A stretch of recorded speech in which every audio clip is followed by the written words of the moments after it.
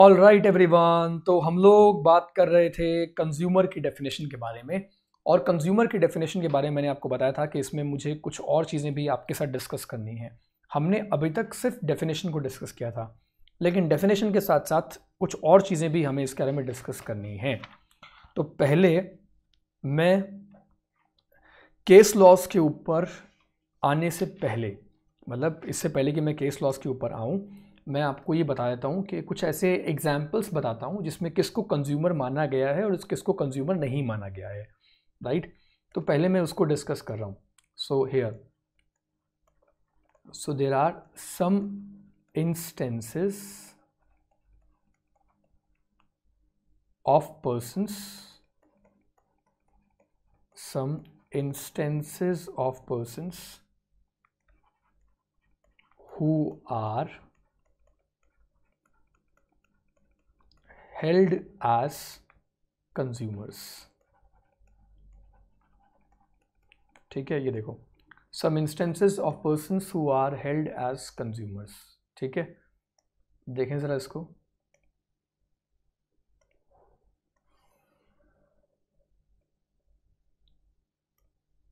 Line थोड़ी C correct नहीं हुई हमारी।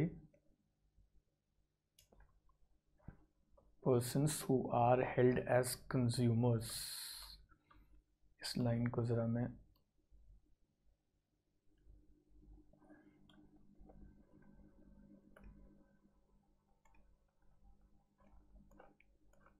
एग्जाम्पल पे ध्यान देना, सारी चीज़ें यहाँ इस एग्जाम्पल में क्लियर हो जाएंगी। ठीक है, किस किस को कंज्यूमर माना गया है, किस किस को कंज्यूमर नहीं माना गया है, ये पूरा का पूरा आपको मैं यहाँ क्लियर कर दूंगा।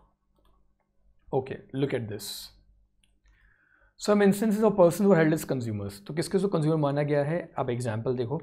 सबसे पहले एक बैंक है और बैंक के जो कस्टमर्स हैं उनको कंज्यूमर माना गया है। तो बैंक की साइड से अगर कोई नेग्लिजेंस होता है सर्विसेज में, कोई डेफिशिएंसी होती है, तो बैंक के अगेंस्ट में कंज्यूमर प्रोटेक्शन एक्ट में केस फाइल किया जा सकता है। उसके बाद देखो, then second one is consumer of electricity. जो इलेक्ट्रिसिटी कंपनीज हैं उनके अगेंस्ट में भी केस फाइल किया जा सकता है, कंज्यूमर ऑफ इलेक्ट्रिसिटी। उसके बाद एक पेशेंट है who is receiving medical treatment. Patient क्या रिसीव कर रहा है, there is a patient who is receiving medical treatment. Private hospital वाले को इंक्लूड करेंगे, याद रखना, गवर्नमेंट हॉस्पिटल वाले पेशेंट को कंज्यूमर की डेफिनेशन में शामिल नहीं करते, क्योंकि वो कोई कंसिडरेशन पे नहीं कर रहा। बात समझ में आ रही है मेरी? वो कोई कंसिडरेशन पे नहीं कर रहा, और वो जो टैक्स पे करता है ना, उसके टैक्स को कभी भी हम कंसिडर नहीं करते। उसके बाद देखो, अगला पॉइंट देखो, अगर कोई नॉमिनी है, ए nominee of a person, A nominee of a person जो इंश्योर्ड है under LIC, insured under LIC। ठीक है, जिसने LIC में इंश्योरेंस करवा रखी है, उसका कोई नॉमिनी है, तो वो भी क्या कर सकता है, वो भी अपना पैसा डिमांड कर सकता है इंश्योरेंस कंपनी, तो उसे भी हम कंज्यूमर की डेफिनेशन में शामिल करते हैं। फिर देखो, ए डिपॉजिटर ऑफ मनी,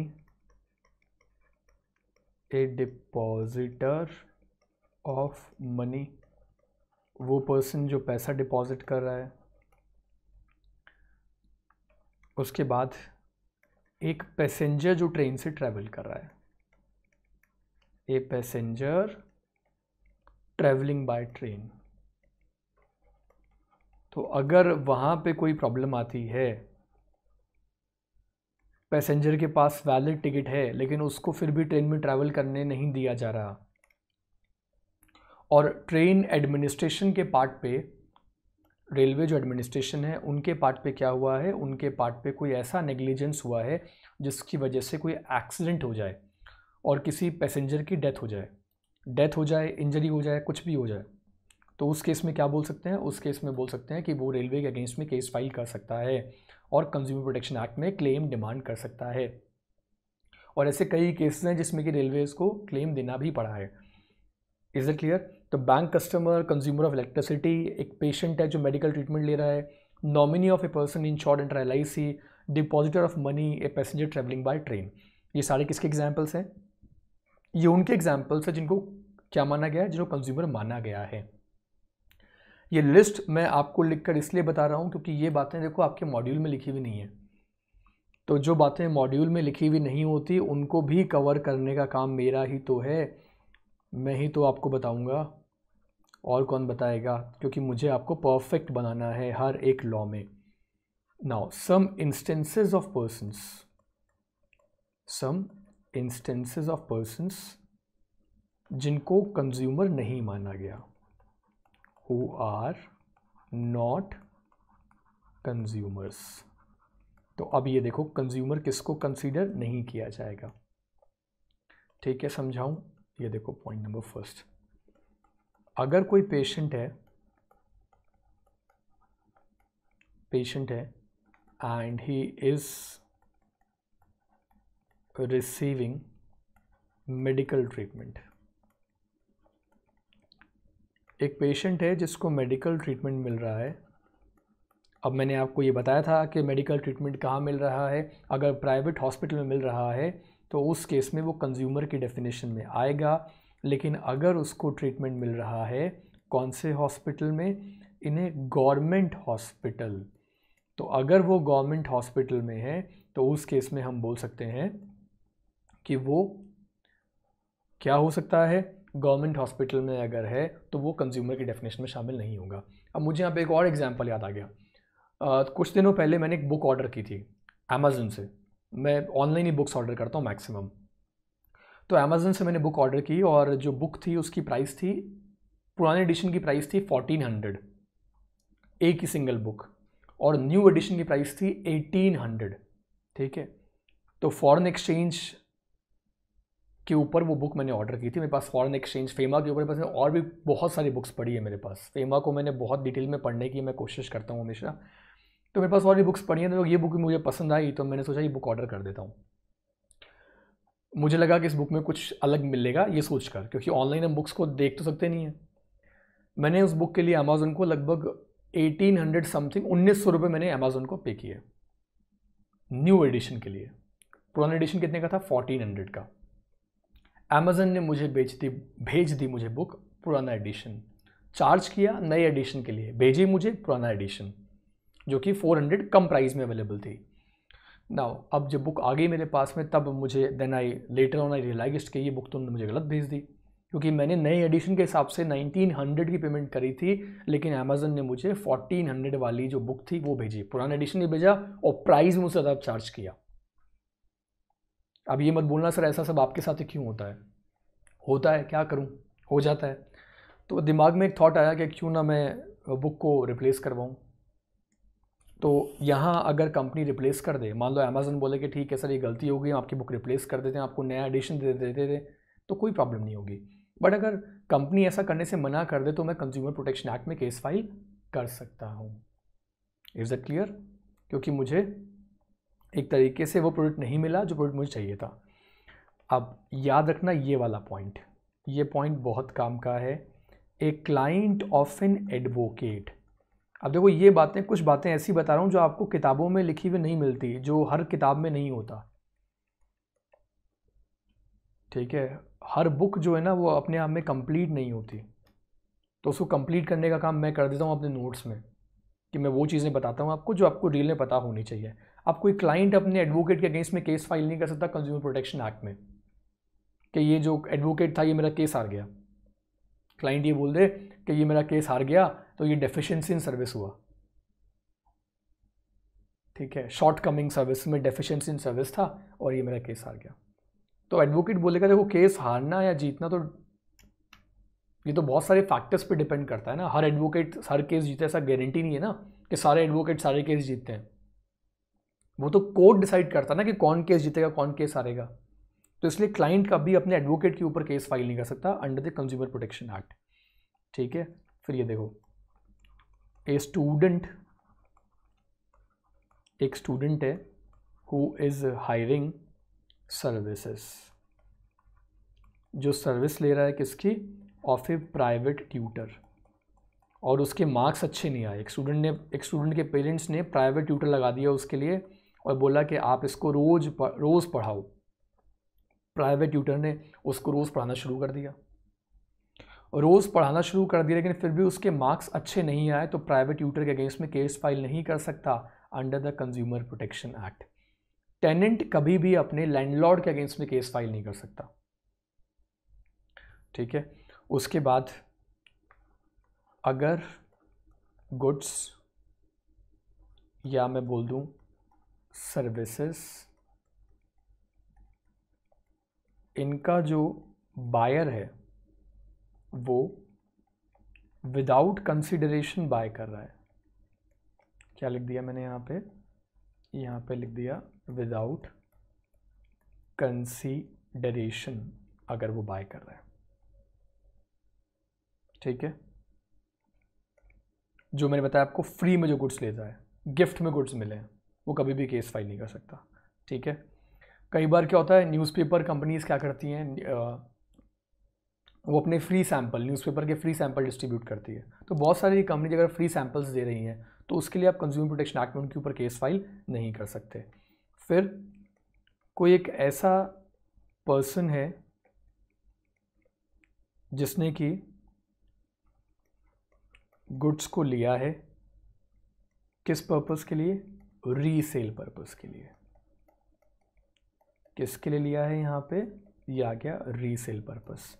तो जैसे ही मैंने लिखा रीसेल तो इट बिकम्स कमर्शियल यूज़। तो जैसे ही वो कमर्शियल यूज़ हुआ, वो किस में कवर होगा, it will be covered under the competition act.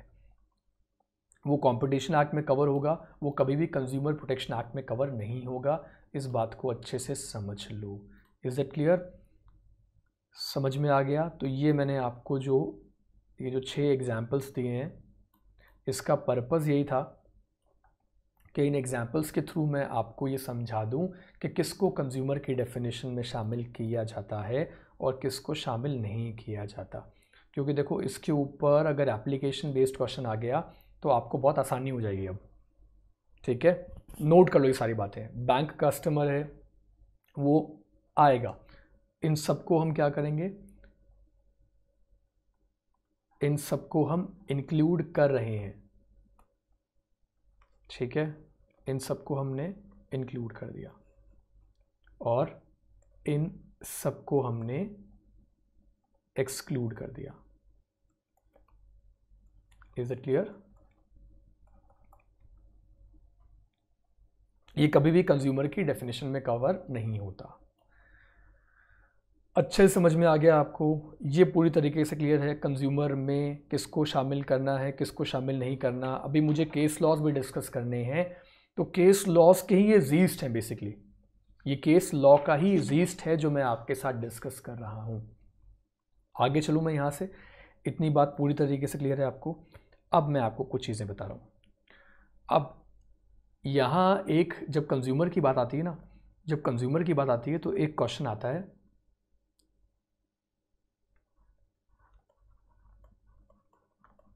Question ये आता है कॉन्ट्रैक्ट ऑफ सर्विस, और दूसरा पॉइंट कॉन्ट्रैक्ट फॉर सर्विस। ये डिफरेंस जो है ना, ये एग्जाम में कई बार पूछा गया है। कंज्यूमर प्रोटेक्शन एक्ट में से ना ये क्वेश्चन पूछा गया है, ठीक है। 2 चीज़ें, एक मैंने लिखा कॉन्ट्रैक्ट ऑफ सर्विस और एक मैंने लिखा कॉन्ट्रैक्ट फॉर सर्विस, ठीक है। अब मैं क्यों बता रहा हूं, एक तो याद रखना, जितनी भी कॉन्ट्रैक्ट होते हैं ना पर्सनल सर्विसेज के लिए, पर्सनल नेचर की जो सर्विस होती हैं वो कभी भी इस एक्ट में कवर नहीं होती। अब आप बोलोगे सर पर्सनल नेचर की सर्विस कौन सी होती है? मैंने बोला एडवोकेट अपने क्लाइंट को जो सर्विसेज दे रहा है, प्राइवेट ट्यूटर किसी बच्चे को पढ़ा रहा है, ये है कॉन्ट्रैक्ट ऑफ पर्सनल सर्विस। कौन सी सर्विसेज है? Contract of personal service. तो ये कभी भी कंज्यूमर प्रोटेक्शन एक्ट में कवर नहीं होती। Is it clear? अब यहाँ मैंने लिखा ना contract of service and contract for service, तो इन दोनों में क्या डिफरेंस है ये देखो। कॉन्ट्रैक्ट ऑफ सर्विस में हमेशा दो लोगों में, एम्प्लॉयर एंड एम्प्लॉय का रिलेशनशिप होता है। मतलब एक पर्सन एम्प्लॉयर है और दूसरा पर्सन क्या है? एम्प्लॉय। दूसरा, कॉन्ट्रैक्ट फॉर सर्विस में ऐसा कोई भी रिलेशनशिप नहीं होता, नो सच रिलेशनशिप। अब आप सोच रहे होंगे कि sir contract of service and contract for service हम क्यों पढ़ रहे हैं? तो मैंने आपको पहले बताया कि देखो कॉन्ट्रैक्ट ऑफ पर्सनल सर्विस, तो मैंने आपको ये बताया कि ये कभी भी किस में कवर नहीं होता, ये कवर नहीं होता कंज्यूमर प्रोटेक्शन एक्ट में। देखो इसके ऊपर भी एग्जाम में क्वेश्चन आ चुका है पहले, contract of service and contract for service में क्या डिफरेंस है, ये डिफरेंस बताओ, एग्जाम में आ चुका है। ठीक है, तो ये चीज़ें जाननी हमें इसलिए इंपॉर्टेंट है। अब मैं आपको एक एग्जांपल देके ना contract of service and contract for service, इन दोनों का डिफरेंस आपको बताता हूँ। देखो अच्छे से समझ जाओगे कि इन दोनों में क्या डिफरेंस है, ऑफ एंड फॉर। अब सुनो, एक कॉलेज है, एक कॉलेज में एक प्रोफेसर फुल टाइम काम करते हैं। क्या काम करते हैं? फुल टाइम, मतलब उन्हें एक फिक्स सैलरी मिलती है। प्रोफेसर है, फुल सैलरी मिलती है और कॉलेज में जाते हैं, दिन भर अपना कॉलेज में क्लासेस लेते हैं, क्लासेस लेके वापस घर आ जाते हैं और महीने की फर्स्ट ऑफ एवरी मंथ ही गेट्स हिज सैलरी। ठीक है, उन्हें क्या पढ़ाना है, कब पढ़ाना है, कैसे पढ़ाना है, क्या कब कैसे कितने स्टूडेंट्स को पढ़ाना है, ये सारी बातें कौन डिसाइड करता है? ये कॉलेज का मैनेजमेंट डिसाइड करता है। So who decides it? Management of the college decides it कि कब किसको कितना पढ़ाना है। अब देखो दूसरा एस्पेक्ट, उसी कॉलेज में मैं मान लो जाकर क्लासेस लेता हूँ, मैं कॉलेज का एम्प्लॉय नहीं हूँ। Is it clear? बात समझना, मैं कॉलेज का एम्प्लॉय नहीं हूँ, मैं सिर्फ कॉलेज में जाता हूँ, क्लासेस लेता हूँ, वापस आ जाता हूँ और मेरा कॉलेज के साथ सिर्फ इतना ही कॉन्ट्रैक्ट है कि मुझे वहाँ पे क्लासेस लेकर आ जाना है। So I am not a full time employ of that college. तो यहाँ जो कॉन्ट्रैक्ट बना मेरा कॉलेज के साथ, वो कौन सा कॉन्ट्रैक्ट है? That is contract for service. ये क्या है? Contract for service. Is it clear? तो कॉन्ट्रैक्ट ऑफ सर्विस में क्या होता है? कॉन्ट्रैक्ट ऑफ सर्विस में ना ये डिफरेंस है सबसे बड़ा कि सुपरविजन एंड कंट्रोल होता है। किसका? एम्प्लॉयर का। लेकिन कॉन्ट्रैक्ट फॉर सर्विस में देयर इज नो सुपरविजन और कंट्रोल। आ गई मेरी बात समझ में कि वहां पे कोई सुपरविजन या कंट्रोल नहीं होता।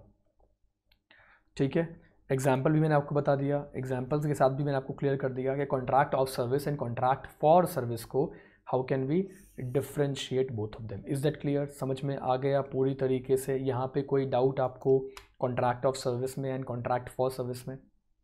डाउट नहीं है? एग्जाम्पल्स आपको क्लियर है पूरी तरीके से? जो एग्जाम्पल हमने डिस्कस किए हैं, राइट? एग्जाम्पल हमने जो अभी डिस्कस किए हैं वो हमने डिस्कस कर लिए। कंज्यूमर की डेफिनेशन में हम किसको शामिल करेंगे और किसको कंज्यूमर की डेफिनेशन में हम शामिल नहीं करेंगे। जो मैंने आपको बताया कि जो कॉन्ट्रैक्ट ऑफ पर्सनल सर्विसेज होती हैं, पर्सनल नेचर जो सर्विसेज होती हैं, उसको हम कभी भी इसमें शामिल नहीं करते। We don't include that in the consumer protection act, चाहे वो 1986 वाला लॉ हो या फिर 2019 वाला लॉ हो। ठीक है, आ गई मेरी बात समझ में? तो अब मुझे आपके साथ इतना बताने के बाद किसको कंज्यूमर मान सकते हैं, किसको कंज्यूमर नहीं मान सकते, अब मुझे आपके साथ एक बहुत इंपॉर्टेंट केस लॉ डिस्कस करना है। ठीक है, डिस्कस करूं केस लॉ? Right, okay. तो अब एक केस लॉ डिस्कस किया जाएगा।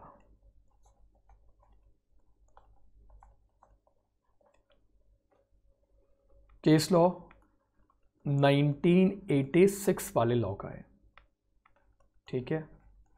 केस लॉ का नाम है लक्ष्मी इंजीनियरिंग वर्क्स,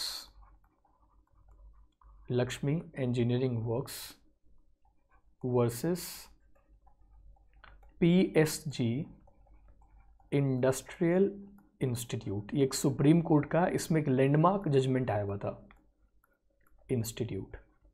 तो यहाँ सुप्रीम कोर्ट का एक लैंडमार्क जजमेंट है, उस जजमेंट के बारे में हमें बात करनी है। केस लॉ का नाम याद रखना, Lakshmi engineering works versus PSG industrial institute. इस केस लॉ में, इस केस में सुप्रीम कोर्ट ने क्या डिसाइड किया? इस केस लॉ में सुप्रीम कोर्ट ने ये बताया कि हम कमर्शियल पर्पस में किसको शामिल कर सकते हैं, किसको शामिल नहीं कर सकते। Is that clear? क्या बताया सुप्रीम कोर्ट ने कि कमर्शियल पर्पस में किसको शामिल किया जाएगा और किसको शामिल नहीं किया जाएगा, ठीक है। तो सबसे पहला क्वेश्चन जो सुप्रीम कोर्ट के पास में आया था, वो क्वेश्चन ये था कि कमर्शियल पर्पस का क्या मतलब होता है। Is that clear? Commercial purpose का क्या मतलब होता है? तो सुप्रीम कोर्ट ने कहा कि कमर्शियल पर्पस का क्या मतलब होता है, this is a question of fact.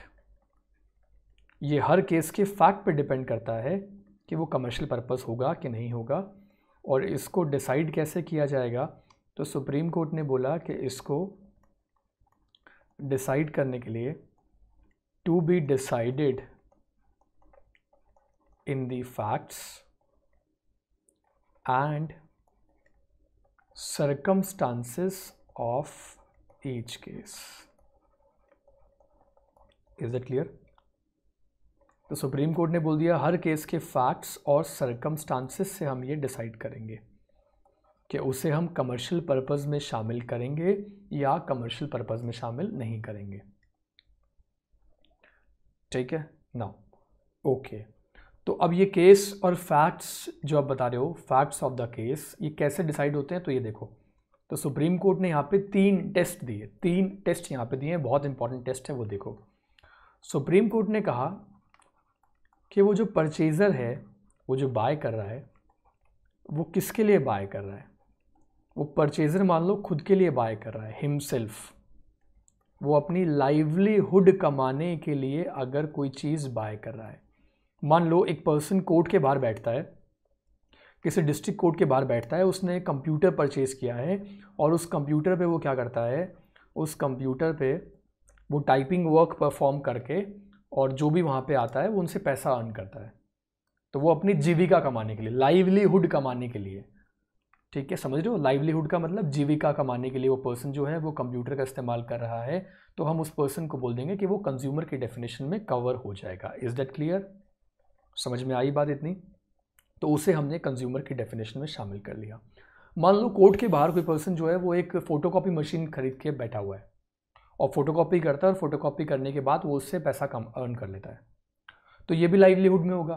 तो लाइवलीहुड में कवर हो गया। इसका मतलब अगर फोटोकॉपी मशीन में कोई प्रॉब्लम आई, जो कंप्यूटर परचेज किया उसमें कोई प्रॉब्लम आई, मान लो टाइपराइटर खरीदा था, टाइपराइटर में कोई प्रॉब्लम आई, तो वो पर्सन क्या कंसीडर किया जाएगा? वो पर्सन कंसीडर किया जाएगा एज ए कंज्यूमर, ठीक है। नाउ अब मान लो जिसने फोटोकॉपी मशीन खरीदी थी, उस पर्सन को ये लगा कि मैं अकेला सारा काम जो है अपना मैनेज नहीं कर पा रहा हूँ, ठीक है, क्योंकि मैं लंच पे जाता हूँ या मैं कभी नहीं होता हूँ, तो उस टाइम पे मेरे क्लाइंट्स जो हैं वो उनको सफ़र ना करना पड़े, तो उसने अपनी शॉप पे काम करने के लिए क्या कर लिया?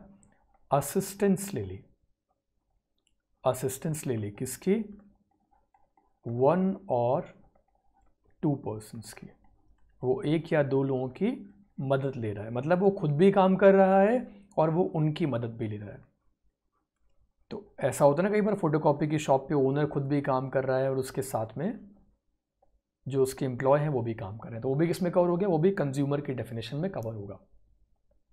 वो अब भी कंज्यूमर की डेफिनेशन में कवर होगा। अगर मशीन में कुछ प्रॉब्लम आती है फोटोकॉपी मशीन में, तो वो कंज्यूमर प्रोटेक्शन एक्ट में रिलीफ डिमांड कर सकता है क्योंकि यहाँ पे वो एक तरीके से लाइवलीहुड ही कमा रहा है। असिस्टेंस ले रहा है तो भी सुप्रीम कोर्ट ने बोल दिया उसे हम कंज्यूमर की डेफिनेशन में शामिल कर लेंगे। लेकिन अब ये देखना, आपको याद होगा मैंने कैब का एग्जाम्पल दिया था, कैब का, कि अगर एक पर्सन बोलता है कि मैं कैब खरीदूंगा, उसको मैं खुद ड्राइव नहीं करूँगा, मेरे ड्राइवर जो होंगे वो कैब्स को ड्राइव करेंगे। वो ये बोलता है ना कि मैं खुद ड्राइव नहीं करूँगा, जो मेरे ड्राइवर होंगे वो कैब्स को ड्राइव करेंगे, और जो पैसा आएगा ओला से, उबर से, वो पैसा मैं अर्न करूँगा और उनको सैलरी बांटूंगा। तो यहाँ इस केस में ना, इस केस में वो बन जाएगा कमर्शियल यूज़। वो क्यों बना? अच्छा, जो मैंने फ़ोटोकॉपी वाली मशीन का एग्जांपल लिया था, वहाँ पे अगर कोई पर्सन फ़ोटोकॉपी मशीन्स ख़रीद के स्टाफ को बिठा दे कि आप लोगों को फ़ोटोकॉपी करनी है और मैं सिर्फ आऊँगा कलेक्शन करने, तो उसने स्टाफ हायर कर दिया है, खुद शॉप पे नहीं आता, वो लोग फ़ोटोकॉपी करते हैं, वो आता है पैसे लेता है। तो इस केस में क्या बोल देंगे? अपॉइंट्स और एंगेज अनदर पर्सन, और उसको बोल दिया कि आपको ये काम संभालना है पूरा और मुझे क्या कर देना, मुझे पेमेंट कर देना। तो एक्सक्लूसिवली वो ये काम करवाता है, तो उसको हम क्या बोल देंगे? उसको हम बोलेंगे नॉट ए कंज्यूमर। आई मेरी बात समझ में? ये किस में कवर होगा ये मैंने आपको बता दिया, ये कंपटीशन एक्ट में कवर होगा।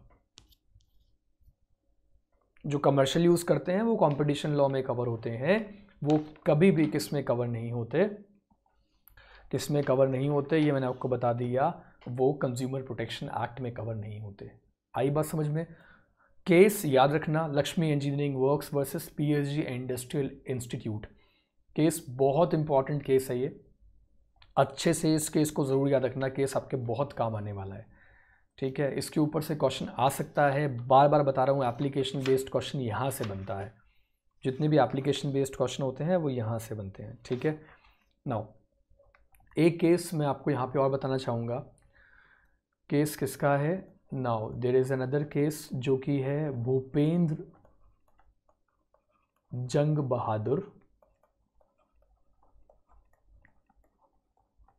बहादुर गुना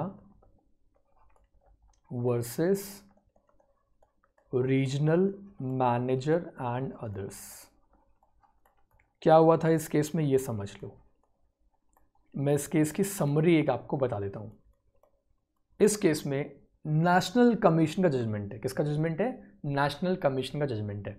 और नेशनल कमीशन ने ये कहा कि अगर किसी ने ट्रैक्टर परचेज़ किया है, ट्रैक्टर परचेज़ किया है जिसका प्राइमरीली काम क्या है? टू टिल द लैंड, मतलब खेत में अपने फार्म में ट्रैक्टर को यूज़ करेगा to till the land of the purchaser. और जब आइडल टाइम होता है, खेती का टाइम जब होता नहीं है, जब एग्रीकल्चर का टाइम नहीं है, तो वो क्या कर रहा है? आइडल टाइम में जब वो अपने ट्रैक्टर को यूज़ नहीं कर रहा, तो वो उसको किराए पे दे देता है, ट्रैक्टर को किराए पे दे देता है to till the land of others. आई बात समझ में? मतलब ट्रैक्टर परचेज किया, 6 महीने खुद ने यूज़ किया और 6 महीने बाकी फार्मर्स को दे दिया कि ठीक है आप यूज़ कर लो टू टिल द लैंड। तो इस केस में क्या कहेंगे हम? इस केस में ये कहा गया कि ये कभी भी कमर्शियल यूज़ की डेफिनेशन में कवर नहीं होता। क्या कहा नेशनल कमीशन ने? नेशनल कमीशन ने कहा कि ये कभी भी किसमें कवर नहीं होगा? कमर्शियल यूज़ में कवर नहीं होगा। तो ये ट्रैक्टर केस में यहाँ पे लिख देता हूँ ताकि आपको याद रहे, ट्रैक्टर केस, ठीक है। उसके बाद एक केस आपको मैं और बताऊँगा, ए नारासम्मा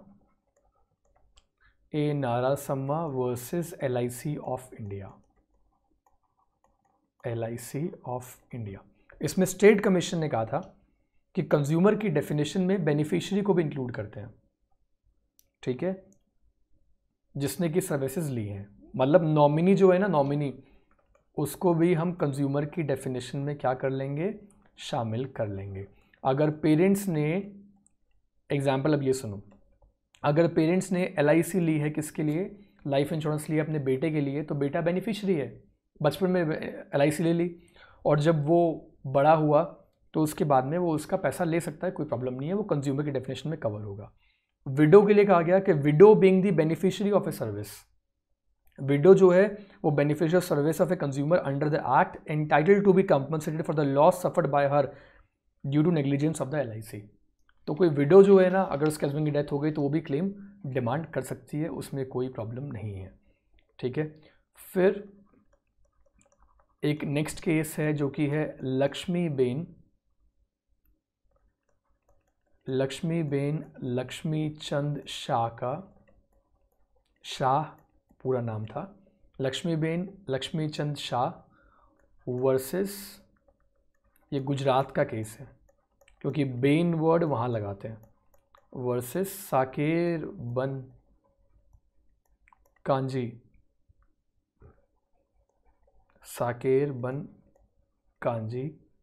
चंदन एंड अदर्स। साकेर बन कांजी चंदन एंड अदर्स।